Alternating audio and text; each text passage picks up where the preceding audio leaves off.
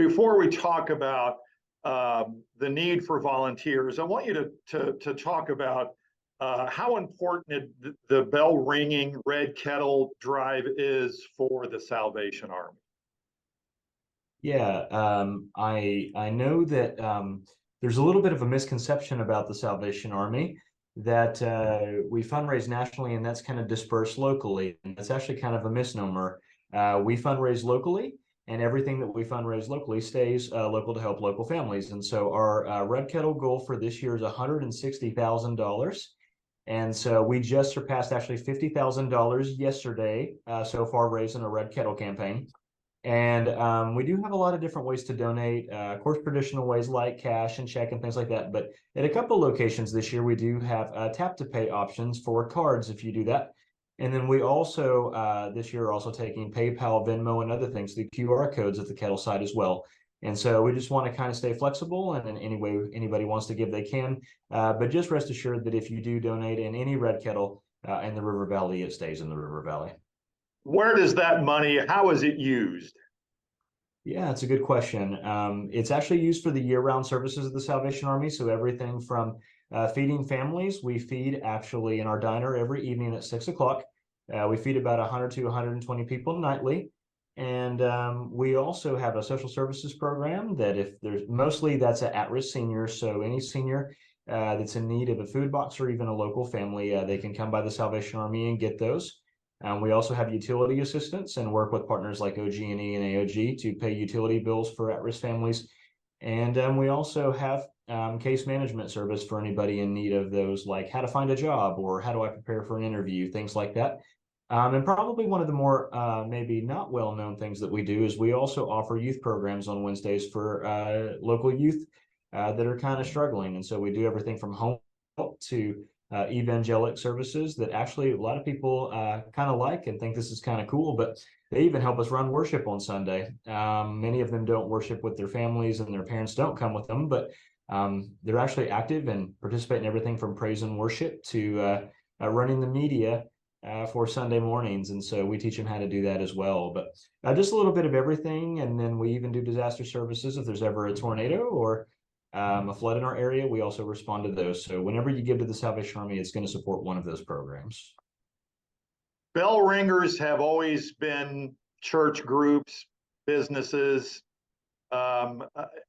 Individuals are the ones that really are needed the most in a situation like this. Yeah, I know we have a lot of strong civic groups, church groups and families. We have a lot of grandparents that'll bring out their kids and grandkids, kind of teach them how to give back.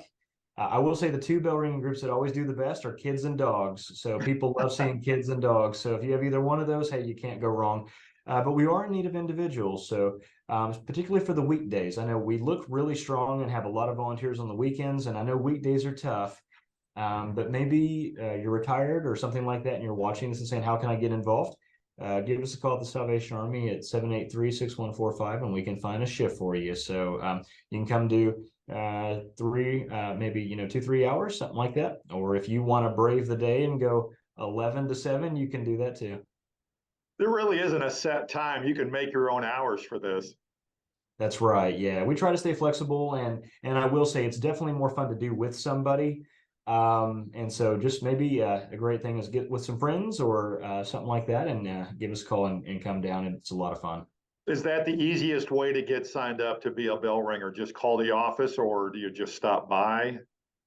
You can do either one, and we also have an electronic way that they can do it too. So you can go to registertoring.com and you can actually pick your shift and your location there. You don't even have to leave the house or even get out of the pajamas to do that. You can literally find your shift there, and it'll automatically send you a confirmation, and we'll reach out to you after that and make sure everything's good. But just trying to have a lot of ways where people can kind of engage us and get involved.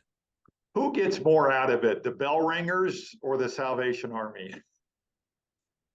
That's a good question. I know many years ago I was ringing a bell at a Piggly Wiggly in South Georgia, and I had a lady who saw me across the parking lot. She screamed, and my first thought was, Lord, I know I'm not that ugly. But she literally came over to me and she says, the Lord told me you would be here. I lost my husband to cancer yesterday, and I would hope that you would pray with me. And I said, I absolutely will. And so we had the opportunity to pray together there. But often I find that it's the ringer who's blessed, that they maybe get to reconnect with somebody they haven't seen in a while, and they run into them in front of the store. Or in some cases, you'll have a little child come up and put some money in your bucket. Or you'll run into a World War II vet who was touched by the Salvation Army years ago, and they'll tell their story to you. So I often find it's often the ringer who's blessed, but also those who give are also blessed too. So it's a really great opportunity just to connect with community and just to see what's going on out there. Yeah, I imagine the stories are remarkable. Captain Hargis, thank you so much. Again, go to what's the website again to sign up? Yes, registertoring.com. All right. Thank you so much. Have a great Christmas season. I hope you reach that goal. Hey, thank you so much, Daren.